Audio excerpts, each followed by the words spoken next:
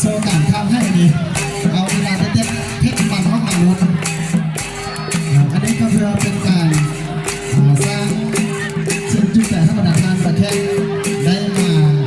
าที่ได้มาร่วมงานบุญประเพณีได้เบิกได้ส่วนงานบุญประเพณีของเรามีเนี่ยเป็นสิ่งที่น่าติดตามแล้วปีหน้าจะได้มาร่วมกับงานบุญของเราอีกเดิม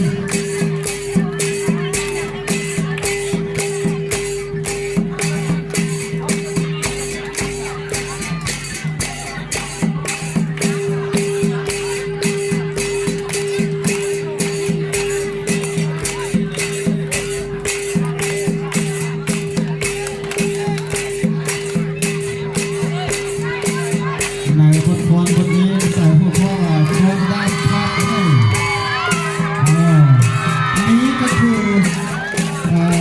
น้องนักเรียนภาคโมงหนึ่งปฐมบ้านแป้ต้นเห่าที่ได้มาโซลีลาความเด็ดเพชรมันท่าประธานได้เบิ่งได้ส่งอันนี้จะต้องผ่านการฝึกฝนเป็นอย่างดีคณะประธานก็ได้ทำการฝึกแรกนี้เราจะได้ฝึกฝน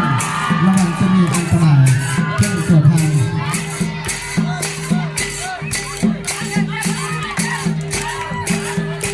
นี่ก็คือการโซลีลาให้ประธานได้เบิ่งได้ส่งมีทางภาพให้มีทางฟ้อนรากท่องน้องๆจากโรงเรียนประถมเป็นเด็กในวันนี้ก็คือผู้ใหญ่ในวันหน้าเป็นผู้ที่จะสืบทอดภารกิจปฏิบัติของเรา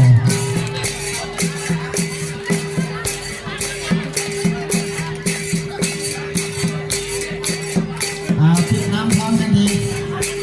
จกอมฤตจกอมรัตน้ำเรียนยางอมวิ่งแต่กลางเลยลวดแทงเป็นโอ้ดอกไม้ช่วยน้ำเราจะน้ำหัวแทงเป็นโอ้เสร็จฤทธิ์อมอันยังโอ้เก่งสมบูรณ์แล้วโอ้เพื่อนเราจะได้มือท้ายเลยอย่างกับอันมันเนี่ยนั่งกินเรื่องอะไรจะเป็นนั่งไหมกับเลยรถแกมันเจ้าหน้าเขาแค่มันยังอมกินหรือว่าอมปฏิเสธอยากจบเลยไอ้จุดนี้เนี่ยจะไปไหนเขายอมก็เรียกมันก็ได้เอาอย่างนี้โอ้ตัวประสาทเรื่องแล้วก่อนที่เราจะเกิดขึ้นในทุกเวลา